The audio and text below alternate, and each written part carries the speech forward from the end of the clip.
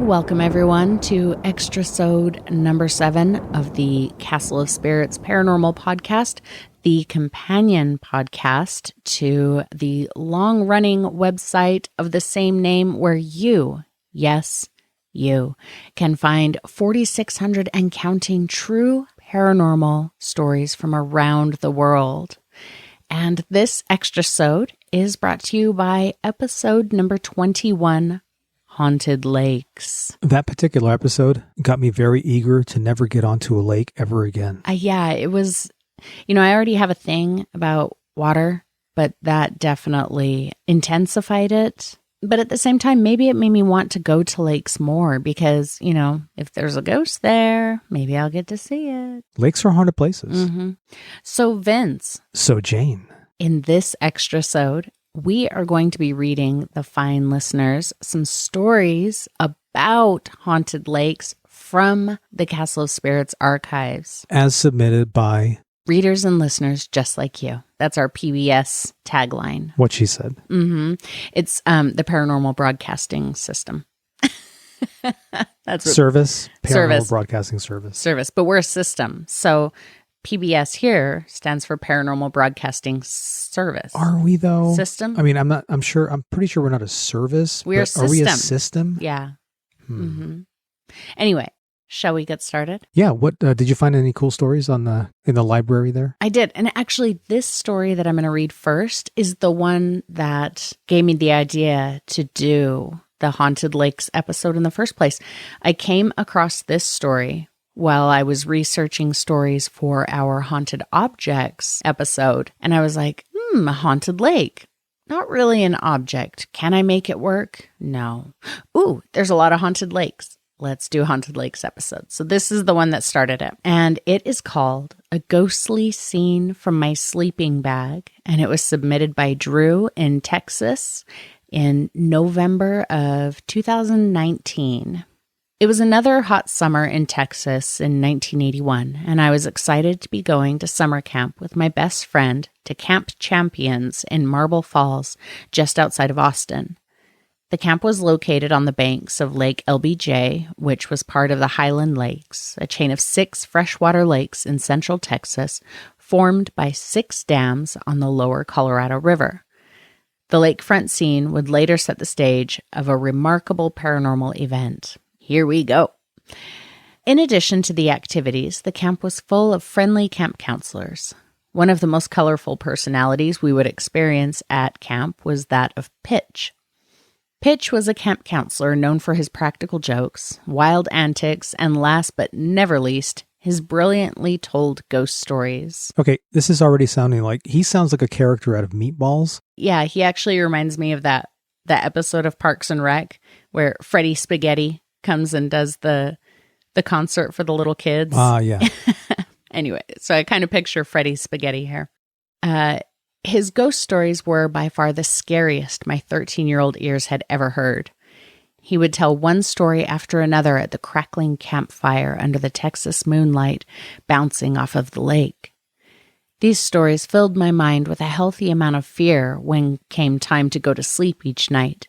And these stories were the most prominent thoughts in my head on the final night of camp, when all the campers and counselors slept as a big group in sleeping bags on the bank of Lake Travis on a humid night. It was sometime during this final night that upon waking up and noticing something strange, looking out over the long dock jetted out over the lake and seeing what appeared to be a glowing white figure walking slowly up and down the dock. Was this a ghost? Staring in disbelief at the apparition, which looked like a man wearing an old-style diving suit, complete with a brass helmet, the figure was making no noise whatsoever. After a minute or so of watching this, thinking that this must be an elaborate prank being pulled by Pitch. With that in mind, I kept watching until he would no doubt make a loud noise or something to wake everyone up so that we all could take a look at the ghost diver. After another minute of watching, I looked out over the lake shore at what must have been 200 campers and counselors, and no one appeared to be awake. The only sound that could be heard was a chorus of crickets chirping through the night. I then thought, if this was a prank, surely Pitch would reveal it by now. Concluding this must be a dream, I looked back at the dock, approximately 50 to 60 yards away, and the apparition was still there. It seemed like I was indeed awake. I recall like it was yesterday, digging my fingers into the cold ground to prove to myself I was awake. The ground was cool and hard, looking at my hand with the dirt on my fingertips and under my fingernails. This was indeed not a dream at all. Looking back at the ghost diver, and it started making its way up the dock and closer to where I was in my sleeping bag. Now in terror, I looked over at my friend sleeping about 10 feet away and started to go and wake him up as I noticed that the ghost diver was finally gone. My heart was beating out of my chest. I sat up for a few minutes to gather my thoughts, still looking at my dirty hands. I was finally able to calm down and go back to sleep. Upon awaking early in the morning, I immediately looked at my hands with black, hard dirt on them and under my fingernails. I know what I saw was not a dream. I told my friend and a few others what had happened, and of course they all thought I had a dream, induced by Pitch's wild tales. Many years after this, I was asked by a friend if I had ever seen a ghost. I told my friend the story, and he suggested I look on the internet to see if I could find any other sightings of this ghost. To my shock and amazement, there was. I found a story about a photograph that was taken in 2007 by a biology professor who was simply testing his camera during a research project he was conducting on the bank of Lake Travis, outside of Austin. Lake Travis is about 45 miles from Lake LBJ and part of the connected Highland Lakes. After viewing his photos from the project, the professor noticed 2 points of light on one photo. He thought it must have been an animal in the distance.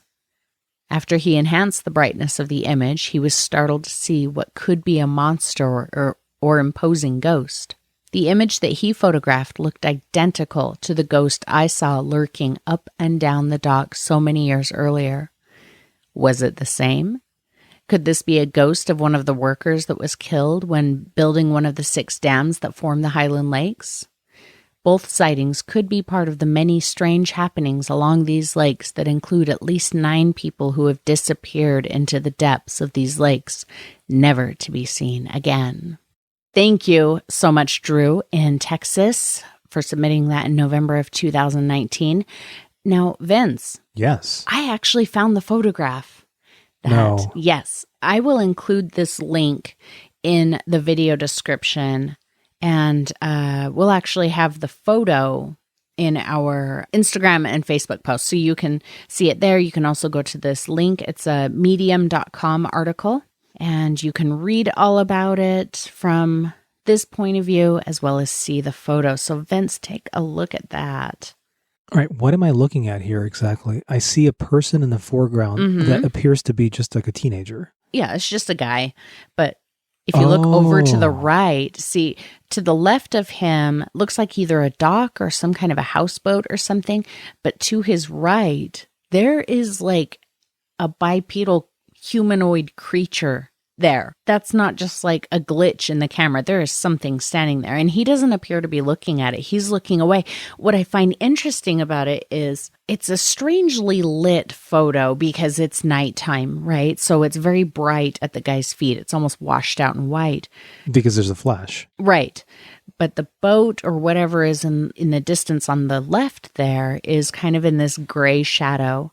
But the figure to the right is in a very similar type of light. It's not overly lit or overly dark. You know what I mean? It's lit the same as the other object in that background. You're right. And it does appear to be some sort of a figure, and it might be wearing some kind of an iron helmet. A diving suit. bell. It's called a diving bell. Diving the bell. helmet. I wouldn't say it looks like a diving bell. To me, you know what I see here? It looks like the creature from the Black Lagoon. It really does. It appears to be wearing, however, bikini bottoms and a bikini top. Like a loincloth. You can almost see a belly button. Almost. But yeah, it's kind of a creepy photo. So you guys should definitely check this out and read this article. It's really interesting.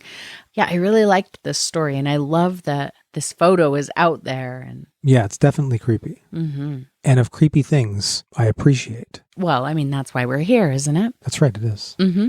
Okay. Do you have a story to read? I do. Do it. And the story that I chose under this theme of haunted lakes is one that I have seen on the website for years and years and years. Even before we took over the website, before we moved in, became the Ghost Keepers, I was aware of a story called The Spectre of Spanish Lake. Oh. It's by Kevin in New Mexico, USA, and it was written and submitted to the Castle of Spirits in October of 1998. Ooh, old school. Way old school. That was before our time. Mm-hmm. Now, here it goes. Reading some of the stories that your readers have sent brought back a memory that I thought I had long ago forgotten and would like to share. Unfortunately, or fortunately, depending on your point of view, it didn't occur to me, but instead to a childhood friend of mine. Being an ex-army brat and continuously moving from place to place, part of my childhood was spent in a small suburb just east of St. Louis, Missouri called Spanish Lake. Not a very big town, and not a whole lot to do either, from the standpoint of a teenager anyway. At any rate, the town was called this, I guess, for the lake that was near there. Naturally, it was called Spanish Lake. As do many towns and cities, this one was rich in its own stories of the supernatural, and the one I'm about to relate to you is no exception. The lake itself was a rather nice lake, during the day that is, but at night, I was told stories of ghosts and specters that would come out and, in general, do their thing. But I was also told many stories of people that would disappear and would never be heard from again. Truth or not, I will not speculate.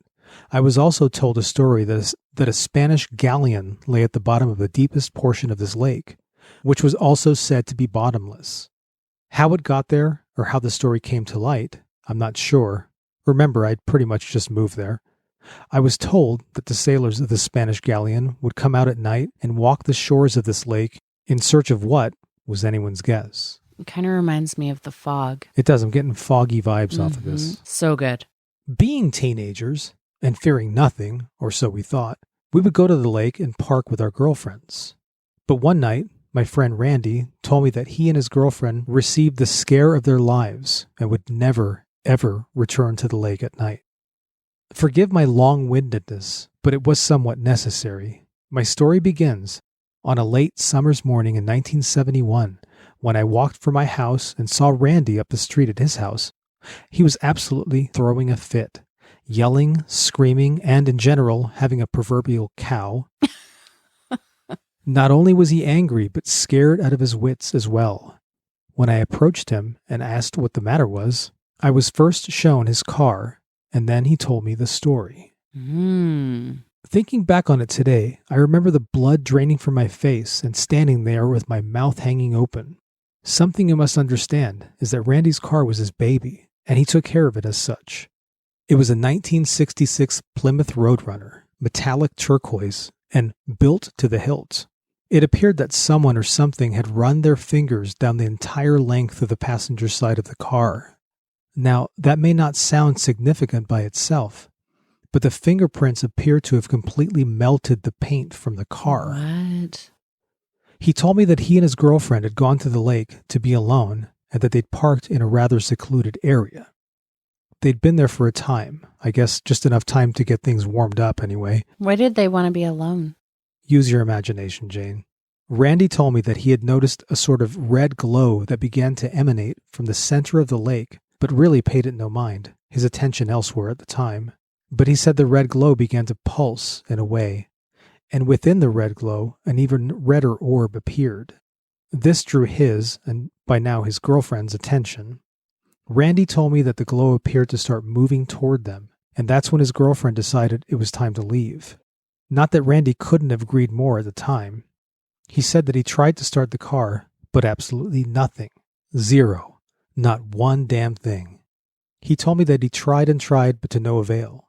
His girlfriend started to become hysterical, and he said all they could do was to make sure the doors were locked and the windows were rolled up as tight as they would go, and wait. Ooh. He also told me that he was not about to go out there to try and find out what the matter was, even though his girlfriend had suggested that he do so. Hey Vince, just as an aside real quick, you and me, same situation, red glow. In the middle of the lake. Which one of us suggests that the other one goes out to inspect it? I would suggest that you go out. That's true. Which one of us would actually go out and inspect? I'm hoping neither of us, but probably you. Yeah, I probably would. Right, probably. Okay, go ahead. After a very short time, Randy said that the red glow completely surrounded them and the car began to rock, seemingly gently at first, but then the rocking became more and more violent. I mean... Maybe the spirit is trying to get them into the mood. Right. It's like those cheap motels where you put a quarter in the bed and it vibrates. This is just one of the services that Spanish Lake offers. If this lake's a rockin', don't come a knockin'. All right, that's enough. Okay. He told me that they could hear what sounded like some sort of a growling outside. And then he heard a scraping sound down the entire length of the passenger side. The way he described it was like fingernails scraping down a chalkboard over and over again. By this time, his girlfriend was thoroughly hysterical, screaming and crying and demanding that they leave immediately. Randy said he wished he could have, and try as he might, the engine would not turn over. All they could do was sit there and hope above all other hopes that whatever was out there did not or could not gain access to them. Randy said they didn't know how long this went on, but it finally stopped. He said that while doing his best to keep his girlfriend from getting out of the car to run, the glow, the growling, and the scraping just stopped and was gone. Just like that, gone.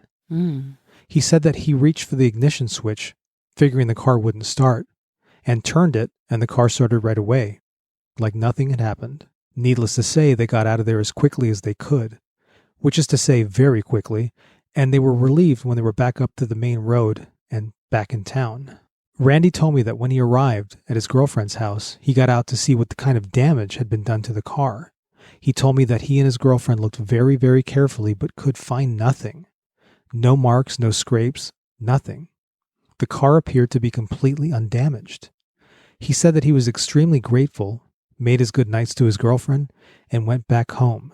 When he got there, he made one last inspection and then went to bed. The next morning, when I saw him up the street, Randy told me that his brother had come into his bedroom, wakened him in excitement, inquiring what had happened to his car. At first, Randy said nothing, but his brother would not leave him alone, so he decided to get up and go take a look. What he saw scared the bejesus out of him. I left Spanish Lake shortly after that, joining the military, and I was told that Randy had tried many times to repair his car. But within a few days, the marks would reappear, and the car started to have what was termed as unfixable problems. Randy eventually got rid of the car, and I never heard anything much more about it. I've never gone back to Spanish Lake, and I don't really have that much of a desire to do so. Instead, I live here in New Mexico, which, needless to say, has an even richer heritage and a whole lot more ghosts. But that is for another time. And I hope you took the time to send us some more of those stories as well. Absolutely. Kevin, New Mexico, October 1998. Spectre of Spanish Lake. Thank you, Kevin. If you're still out there and if you hear our voices, reach out to us and let us know if anything like that ever happened again. Something about that story reminds me a bit of another story here on the Castle of Spirits website, one that we've read in the past. Oh, yeah? Out Past the Shadow's Edge. Couple teenagers, making out. Hey, nobody said they were making out in either one of the stories, especially not in Out Past the Shadow's Edge. They were each sitting on their own swing. How can they be making out? Oh, but Randy was making out all right. He had a killer car. Of course he was making out. I'm still curious what was going on out there. But you know what it reminded me of? It actually, in a strange way, just elements of it, kind of reminded me of the Betty and Barney Hill story. Oh, yeah? How so? Well, the whole, being surrounded by the light and the car not starting and, the car shaking and things like that. I thought about the Benny and Barney Hill story. Betty. What did I say? Benny Hill? Benny. No, it's Betty and Barney Hill. No, I know Benny that. Benny and Barney. No, cut all this out. Let's redo it. The Betty and Barney Hill story. Okay. You better cut it out. Don't you leave it in there, me saying Benny. Benny Hill. Now, how's that Benny Hill song go? All right, enough horseplay here. Okay. Jane, do you have another story to read that might have something to do with haunted lakes and not Benny Hill? I do have one more. So I'm really excited about this story because it reminds me of actually a couple of episodes that we've done. Episodes of Benny Hill? Stop talking about Benny Hill. Okay, it reminds me of the Haunted Lakes episode, but it also reminds me of the Vanishing Hitchhiker episode. Oh. The story is called The Vanishing Church, and it's written by Patricia in Kansas from September of 2002. And she says, one day during spring of my junior year, some friends and I decided to go driving out on the country roads outside of our town. We did this for about an hour until we came upon an old church with a graveyard beside it. Brian, who was driving, decided to stop and investigate. We all climbed out of the car and started to look around. It was a warm day, but for some reason, when entering the churchyard, it felt as if the temperature had dropped about 10 degrees. Nancy went back to the car and put on her jacket, saying she was cold. The graveyard seemed to be well kept, though there were no flowers on the gravesites. This seemed strange to me since Memorial Day was that weekend. There were no gravestones dated any later than 1931, even though there was plenty of room, which also seemed a bit unusual. Brian wanted to go into the church, which was boarded up, and having nothing better to do, we all agreed. We thought that since the windows were boarded up, that the door would be barred or locked. We got ready to have to break in when Brian pushed on the door and it swung open. At this point, we all became a bit nervous, but went inside. Friends, just as an aside here, if you're going to do some kind of urban exploration into, abandoned buildings, churches, houses, otherwise, if the windows are boarded up and you're anticipating the door also being barred, don't be prepared to break in. Be prepared to try the door, and if it doesn't open, be prepared to leave. At least don't admit it in writing later on. Right. If the door opens, sneak in. You're still not supposed to be there, but I give you permission. But if you have to break in, just go home. Don't do that. But where's the fun in that? Anyway, I digress. I remember the smell hitting me first. Instead of being old and musty, it smelled like flowers. Roses, to be exact. The place was spotless, not a speck of dust anywhere. We looked around and couldn't figure out if this was an abandoned church, and believe me, from the outside, there was no question about it. Why was the inside so nice and clean? The next thing we noticed was all the Bibles sitting in the seats, as if waiting for the congregation to sit down and pick them up. We all looked at each other, and I said, I don't think we should be here. My friends nervously laughed, and Nancy said she needed to get home, and besides, she was getting hot. Brian and Mark, being teenage boys, said we were just being sissies, and told Nancy to take off her coat if she was hot, because they weren't done exploring. Nancy and I drew up our courage, and I figured it was just nerves. As we stayed longer, I noticed that dust started appearing. Not a little bit, but thick coats of it. It was as if the inside of the church was aging rapidly to catch up to its outside appearance. Brian and I watched as the spider web just appeared between one of the pews, and at this point, all of us got a very bad feeling. We all ran out of that church as if the devil were on our tails. As we drove back, it was starting to get dark, and Nancy remembered her jacket. Brian told her not to worry, we would go back tomorrow afternoon, but he was not going there today because it was getting dark. I could tell it was more to do with the feeling we got from the place rather than being late getting home. We wrote down the road numbers at the closest intersection to the church and put down the directions to the nearest highway. The next day was Saturday, and when I got off work, we all climbed into Brian's car and followed the directions back to where the church was to be. What we found was a dead end and a local lake in the vicinity of where the church should have been. Brian said we must have wrote down the directions wrong, so we drove around for another hour and still no church. I finally said, let's go to the nearest town, which was only about 5 miles away, and get directions. Being tired and frustrated, Brian agreed. We pulled into a convenience store, and there was an old man working there. I thought if anyone might know where our mysterious church was, he would. When we described the church and graveyard and asked where it was, he got as white as a ghost. Brian started repeating what we had said, and the old man stopped him. He said, "There is no way you kids could have been to that church. It burned down in 1932 when some drifters tried to light a cook fire inside. Then the state put the lake in 1935. That land where the old church and graveyard sat is under 50 feet of water."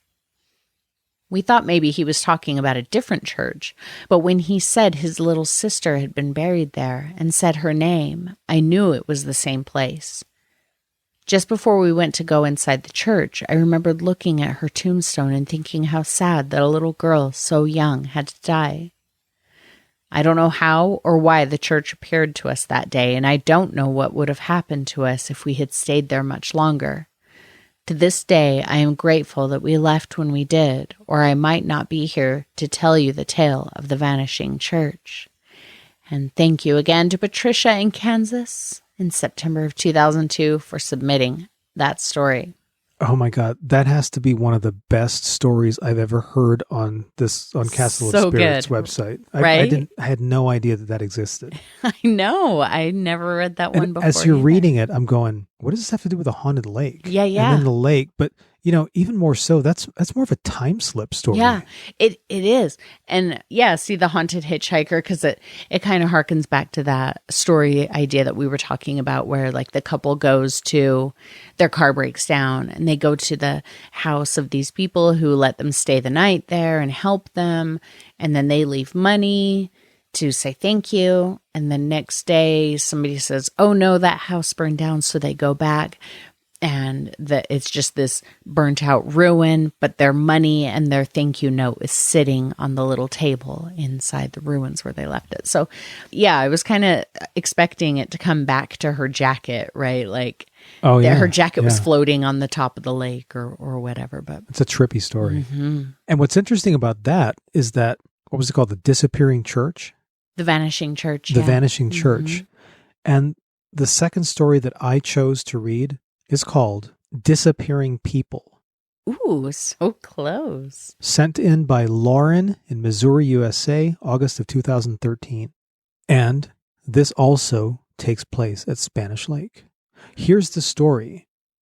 My fiancé told me many of the legends of Spanish Lake. He told me stories of folklore and of his personal experiences. If anyone is curious, Spanish Lake is a small, North St. Louis County town. It's under no sanctioning, and for the most part, it has a feeling of freedom that most of the area does not. Spanish Lake runs along the Missouri side of the Lewis and Clark Trail of Illinois. The two states share this important piece of history. Many locals believe the legends, even if they haven't shared the experiences themselves. My experiences in Spanish Lake have impacted me in such a way that would have most people packing bags and leaving town. I don't fear most of these incidents like many others. I simply take them as proof of what we all want to believe in anyway. One incident in particular was really puzzling. I heard the story of the disappearing people from my fiancé and his friends. These men grew up in Spanish Lake, as I had grown up in Granite City, Illinois. One of his friends told me about a time that he was walking down Pridge Road, and it was just after dark. He had just come to the farm run by an older man that preferred his privacy. On his property, there was a large field, about an acre or so, of prairie land. Just behind that was a thick mass of overgrown woods. This particular night, he felt as though he was not alone. He looked across the field, and there were several people walking toward the east side of the property. They were not wearing clothing modern to the early 90s, and they were not speaking. As he stepped closer, they began to vanish one by one until they were all gone. As he told me the story, I thought it was interesting, but fabricated. It wasn't until I was night hiking with my fiancé and our friend that I believed the story. The three of us walked down Pridge Road to the Riverview and around to Coal Bank. All of this was dark, cool, and as late as it was, a little dismal feeling. When we finally reached the back of the middle school where the farm once was located, a veil of heavy air fell over us. We walked through the parking lot to the track. As we walked along the track, I looked over toward the woods. They were the same thick woods that lined the back of the farm. I saw, clear as day, a man running along the other side of the track. The two men accompanying me said they too could see this person running. My fiancé said, "He's really booking it. Let's get off the track before he runs us over." Just as we stepped off the track, the person was gone. He had vanished right in front of us. We walked toward the area where the man was running, and there was no one. I've heard many stories of Spanish Lake. The locals believe them beyond a shadow of a doubt. I do know one thing, though. The legend of the disappearing people is real. It happened right in front of three very logical people. I will give all stories of Spanish Lake hauntings a chance to prove themselves. And that was Disappearing People from Lauren in Missouri, August of 2013. Now, what's really interesting is that we have two stories having to do with Spanish Lake. Mm-hmm. This story mentions the disappearing people. Mm-hmm. I can't find anything on Google about this. Really? This has to be some really closely guarded secret by the residents, and just these two stories got out, because I'm serious, I'm not finding anything. So if anybody out there lives in or around Spanish Lake, knows anything about this, the disappearing people, I really want to know more about it. Yeah. Please send us a message. Go to castleofspirits.com and get in touch. Yes.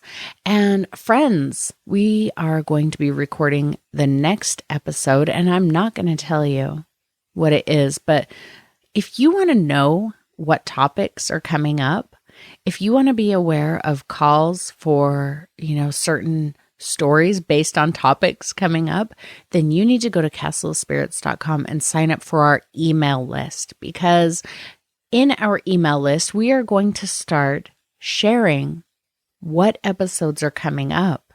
We might send out an email and say, hey, next week, Bigfoot. Send us all of your Bigfoot stories. If you have an experience, if you just have some information, if you have a question, anything Bigfoot related, send it to us. No, our next episode is not Bigfoot. That was just an example. I'm sure we'll do a Bigfoot episode at some point. But yeah, castleofspirits.com. Sign up. So Jane, actually, before we go, yes, I think we had an email that you wanted to read. A couple of messages, actually. We got a couple of messages. Yeah, let's do that. On Castle of Spirits, we did get an email from Donna. And Donna says, the last one gave me the creeps. Loving the podcast. My 5-month-old grandson is as well. We get ourselves tucked in at night and then gleefully listen to our heart's content. And I can't even tell you how much I love that. Actually, it's Donna's great-grandson. Oh, great-grandson. Yep, I missed that part. But I love that idea that her and this 5-month-old kid, they're snuggling down and listening. And that sounds like so much fun. Yeah, thank you so much for sending that. That made my week. I know, I loved it. Well, we got a couple of comments on YouTube also that I'd like to read. Oh, we're on YouTube. Yep.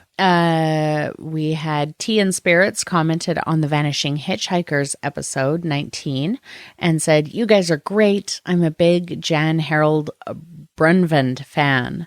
And unfortunately, I had to look up who that was. And he's apparently like the grandfather of the urban legend. So that's super exciting. And he taught at Utah State University. Oh, that's right. That's right. Which is, right near where we live.